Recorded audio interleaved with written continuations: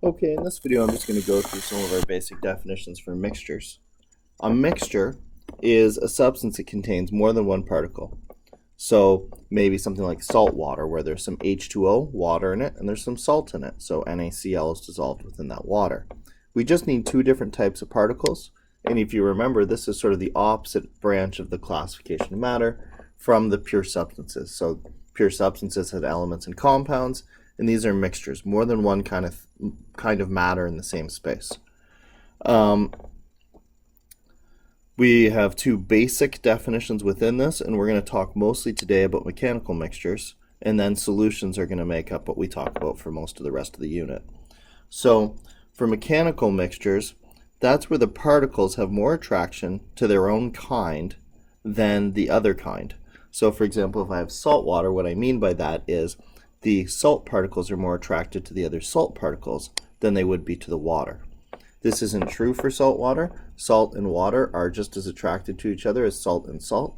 And so the individual particles of the salt will spread out, and that's what makes it into a solution. But instead, something like oil and water, where the oil particles really like being around other oil particles, they're attracted to them more than they are to the water molecules.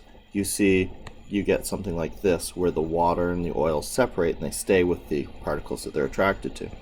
That makes it a mechanical mixture. Particles are attracted to their own kind and as a result clump together. Milk is another example here. Particles that are equally attracted to their own kind and the solution or the thing that they're mixing with is called a solution. So here we have a solution of copper sulfate, and we can see specifically that it's transparent. That's one of the key things here. If those particles of copper sulfate, the actual crystal, had clumped together and been attracted to each other enough to stick together, then they'd be big enough to scatter light, and so the substance wouldn't be transparent. And so the transparency of this tells you that those particles have separated from each other on the individual particle level, and so they're so attracted to the thing that they're mixed in with, the solvent, the water in this case, that they don't clump together in meaningful ways. They mix completely. You get a nice transparent, even coloring throughout the solution, and you'll find you can't do things like filter out those particles or anything like that. So again, we're going to talk about these solutions later. Right now I want to focus on these mechanical mixtures, these ones where the particles clump together. So probably the most common type of mechanical mixtures just occurs when we have different types of substances in the same spot. So some classic examples here are like a salad or with tomatoes and lettuce, where the tomatoes and lettuce clearly are separate from one another, or pizza, where you think of like the cheese and the bread and all that kind of stuff, and it's clearly separate from each other. But another example here, this is oil on water. Those oil particles and those water particles divide and they form two phases. Each grouping of a different material is called a phase.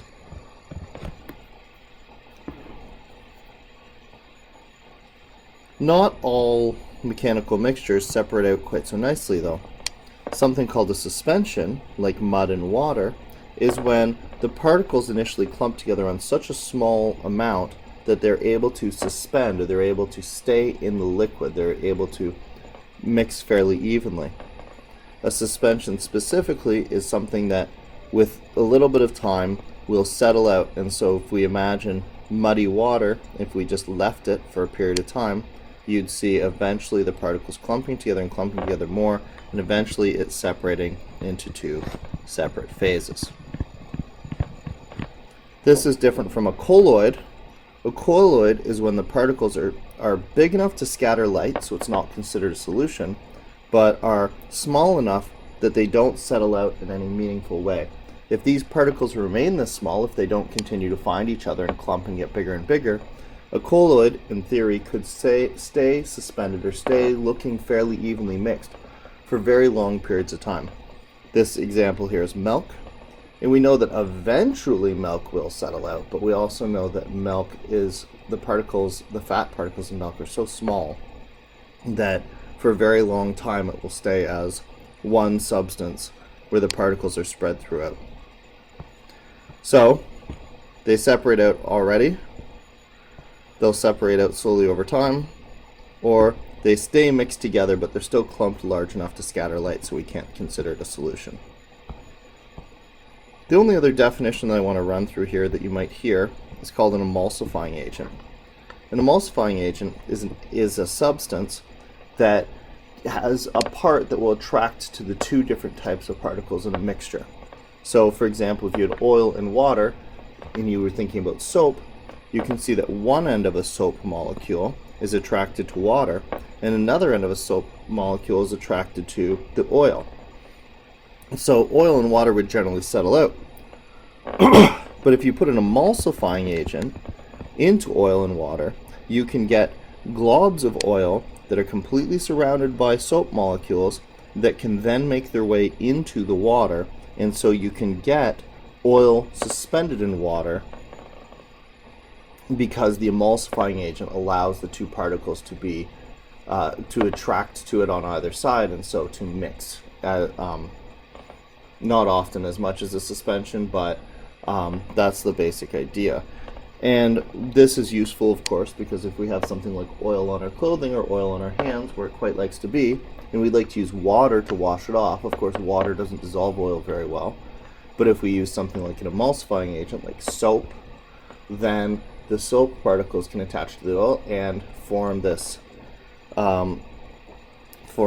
sphere where the oil is trapped inside, and then that piece of oil has effectively become soluble in the water and allowed us to wash it off of ourselves or off of our clothes or that sort of thing.